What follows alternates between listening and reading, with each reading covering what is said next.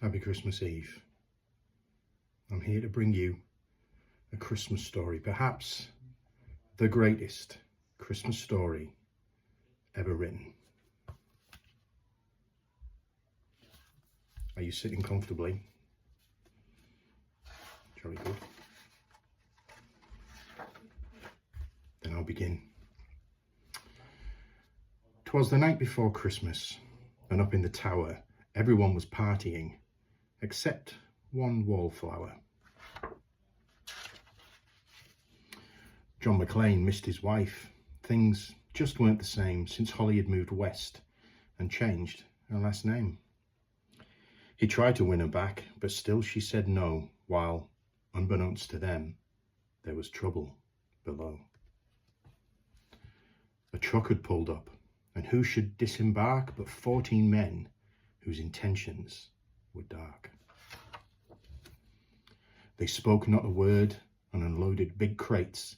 They cut the phone lines and locked all the gates. Carl swept the ground floor, shooting every guard dead, while visions of bearer bonds danced in his head. John took off his shoes, making fists with his toes. It actually worked. Well, what do you know?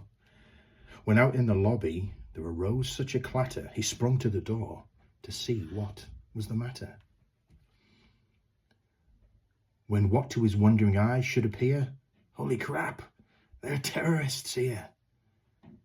John hid under a table where no one could see and watched Hans question Mr. Takagi. I'm going to count to 3. There will not be a 4. Give me the codes to open the vault door. I don't know the codes, so go ahead and shoot. Okay, said Hans Gruber, and ruined Takagi's suit. John tried to call the cops by pulling an alarm, but instead called the bad guys, who tried to cause him harm. But John killed Tony, who had very small feet, and sent him to the terrorists as a Yuletide treat. He put a Santa hat on the German, and eyes all aglow, wrote, "Now I have a machine gun. Ho, ho, ho." Carl was furious. Tony was his brother. He chased John across the roof, and they shot at each other. John was able to escape through the ventilation shafts. Come out to the coast, he sighed. We'll get together, have a few laughs. At Nakatomi Tower, Sergeant Powell appeared. He checked the whole lobby and saw nothing weird. He was pulling away but didn't get far before Marco landed on the hood of his car. Powell drove away backwards, screaming in fright. Welcome to the party, pal, John screamed with delight. More police arrived, the FBI and a SWAT team, but Hans didn't mind. It was all part of his scheme. More rapid than eagles, his henchmen they came, and he radioed and shouted and called them by name. Now Eddie, now James, now Franco, now Uli, on Fritz and on Carl, hair long and unruly. They shot the SWAT tank with a surface-to-air missile and knocked it away like the down of a thistle. Now John McClane was angry indeed and blew up 2 terrorists and called them jerkweed. Ellis told Hans, Bubby, I'm your white knight. Hans shot him dead, giving the hostages a fright.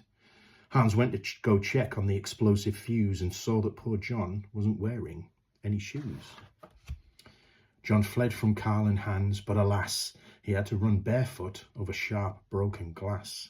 His feet, how they hurt, his soles, oh so bloody. John crawled to the bathroom and called his good buddy.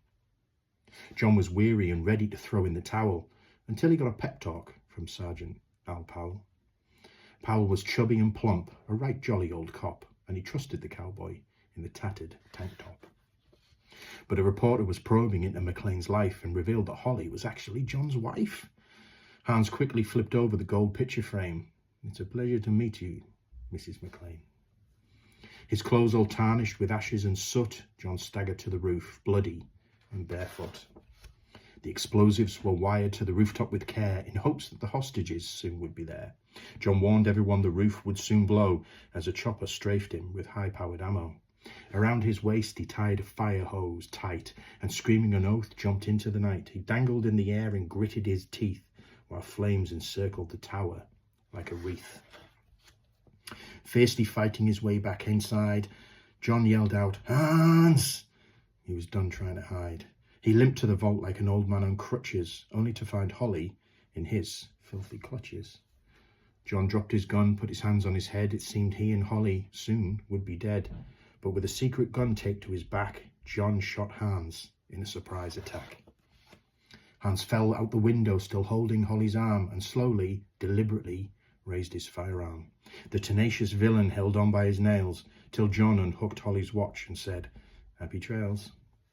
Bearer bonds fluttered like freshly fallen snow as Holly embraced her blood-splattered bow. So Merry Christmas to all. Be kind to one another. And most of all, yippee-ki-yay, motherfucker. That was A Die Hard Christmas. Have a wonderful Christmas Eve. Have a wonderful Christmas Day.